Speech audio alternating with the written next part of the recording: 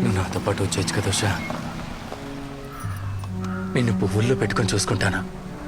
ఎన్నేళ్ల నుంచి నేను నీకోసం ఎదురు చూస్తున్నానా. ఏయ్ నువ్వేంట్రా ఇక్కడ కుక్కలా ఏంటి చుట్టే తిరుగుతూ ఉండకో, పోయి ఇక్కడి నుంచే.